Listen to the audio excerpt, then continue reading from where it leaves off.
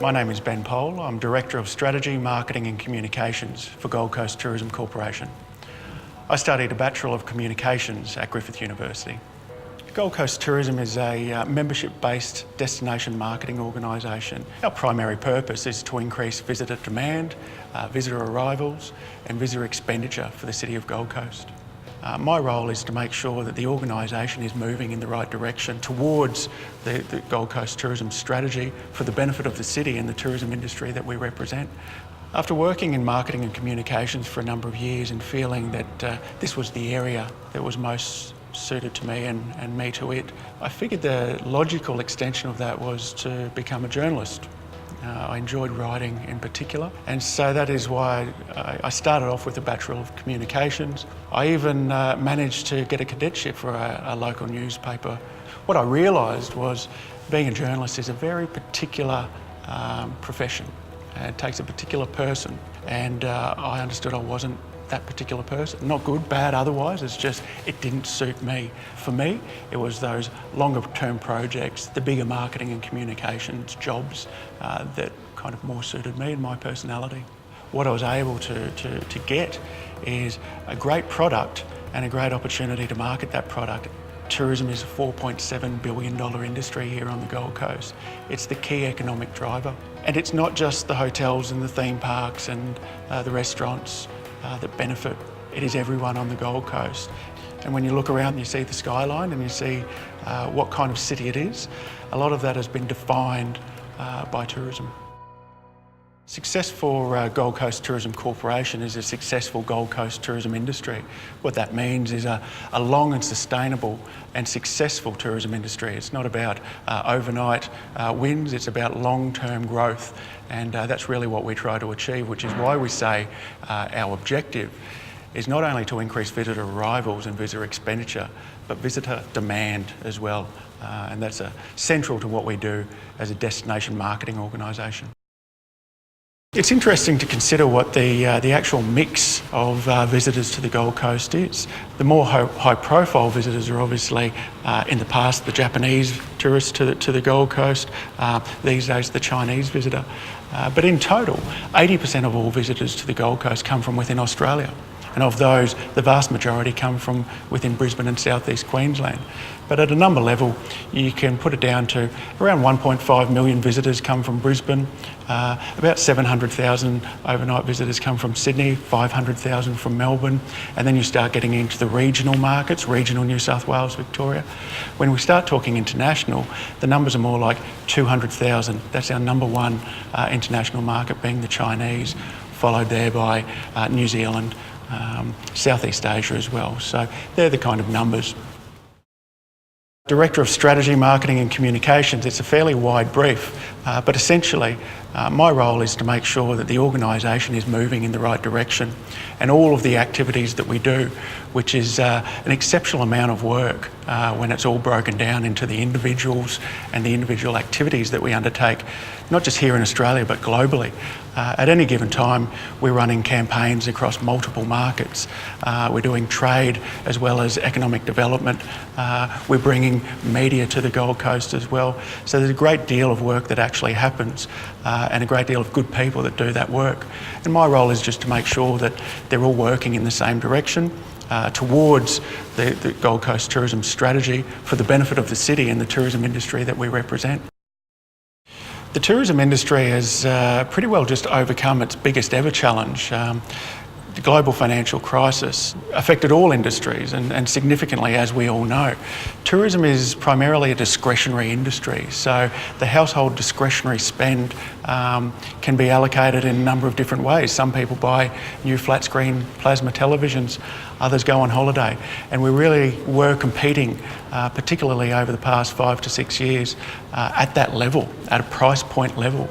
And for a destination like the Gold Coast, we're trying to build demand and ensure that people view it as an experience. The tourism industry globally has, we believe, started to come out of that period of the global financial crisis, and I'd allocate that as probably the largest challenge our industry and probably most other industries have ever encountered.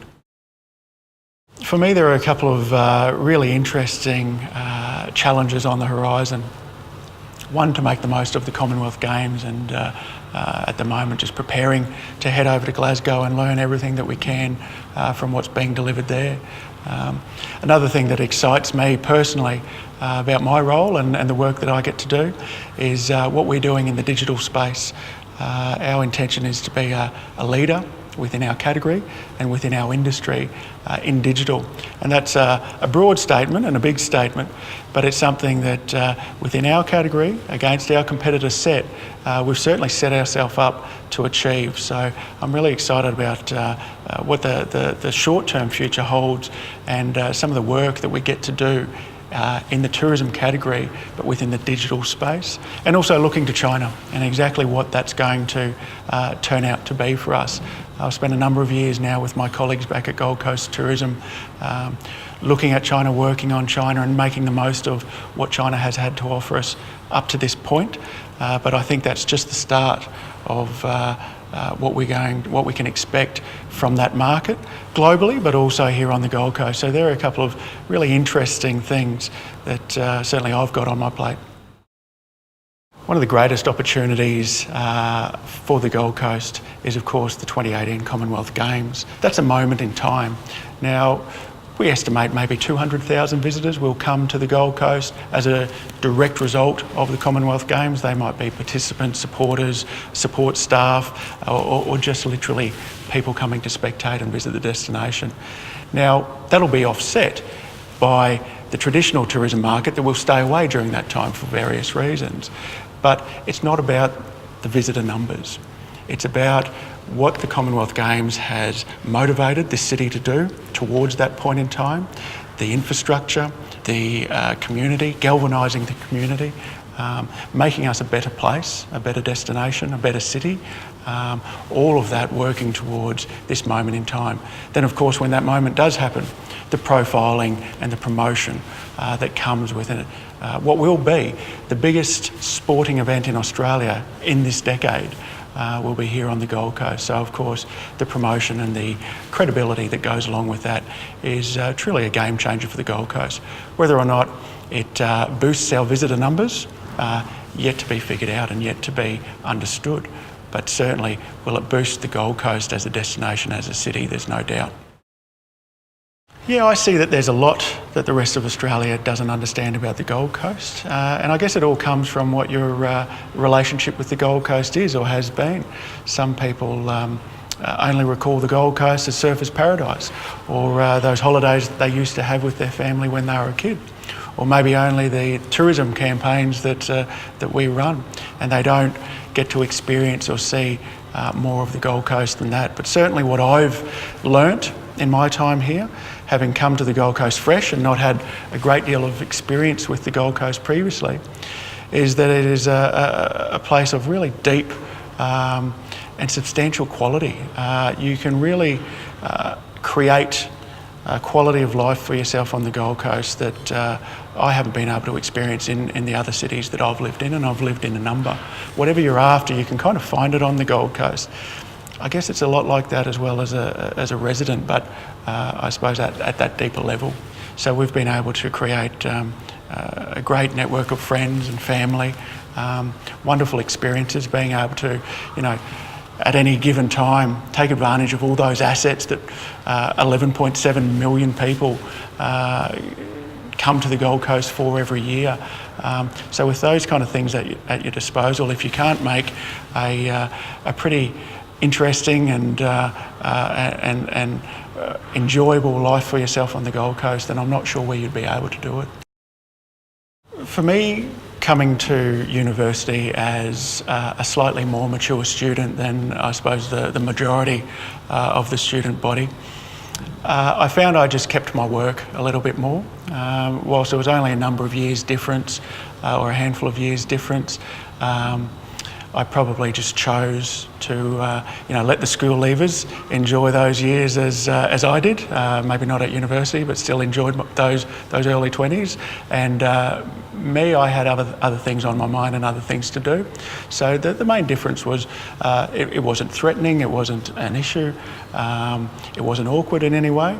But I chose at that point to really spend more time concentrating on the job at hand than perhaps I would have potentially if I had have gone straight from high school. So for me, those years in between high school and going to university really enabled me to make the most of my time at university. I'd done my travel or done some of my travel and experienced many things in those years in between, and I was ready. And I'm not sure that I was ready leaving high school.